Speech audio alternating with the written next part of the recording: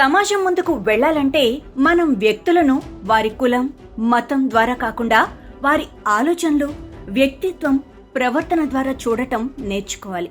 కానీ దురదృష్టవశాత్తు social media యుగంలో ఒక వ్యక్తి ఎంత ఎదిగినా, ఎంతమంది అభిమానాన్ని సంపాదించినా చివరికి చర్చ మాత్రం ఏ కులం, ఏ మతం దగ్గరే ఆగిపోతోంది. ఇప్పుడు అదే పరిస్థితి తమిళ నటుడు విజయ్ విషయంలో కూడా కనిపిస్తోంది. ఆయన కుటుంబ నేపథ్యం గురించి అనేక ప్రచారాలు, అపోహలు, రాజకీయ వ్యాఖ్యానాలు సోషల్ మీడియాలో తిరుగుతున్నాయి.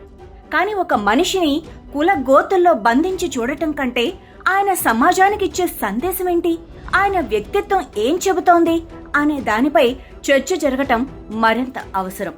వెల్లలార్ పిళ్ళై కమ్యూనిటీ తమిళనాడులో భూస్వాములకు చెందిన కులం. వెల్లలార్ అనేది కులం, పిళ్ళై అనేది రెడ్డి నాయుడు చౌదరి లాగా టైటిల్. వెల్లలార్ కులం ఇప్పుడు ఓబీసీ జాబితాలో చేర్చబడింది. విజయ్ తండ్రి ఎస్ఏ చంద్రశేఖర్ కాథలిక్ క్రిస్టియన్. వారి తండ్రి ద్వారా సంక్రమించింది. విజయ్ తల్లి శోభ బ్రాహ్మణ కులం. విజయ్ స్కూల్లో కులం, మతం స్థానంలో తమిళ్ అని వ్రాసామని విజయ్ తండ్రి చెప్పారు. ఇది ఒక పెద్ద సందేశం. తమిళ సమాజంలో భాష, సంస్కృతి, ప్రాంతీయ గౌరవం ఇవి చాలాసార్లు కుల, మత గుర్తింపుల కంటే పై స్థాయిలో నిలుస్తాయి. విజయ్ కుటుంబం కూడా అదే భావనను ప్రోత్సహించినట్టు కనిపిస్తోంది. సోషల్ మీడియాలో ఒక విచిత్ర ధోరణి పెరుగుతోంది. ఒక నటుడు, నాయకుడు లేదా ప్రజాదరణ పొందిన వ్యక్తి గురించి మాట్లాడేటప్పుడు అతని ప్రతిభ, కష్టం, వ్యక్తిత్వం గురించి కాకుండా ముందుగా ఏ కులం, ఏ మతం అనే చర్చ మొదలవుతోంది. ఇప్పుడు అదే పరిస్థితి తమిళ నటుడు విజయ్ విషయంలో కూడా కనిపిస్తోంది.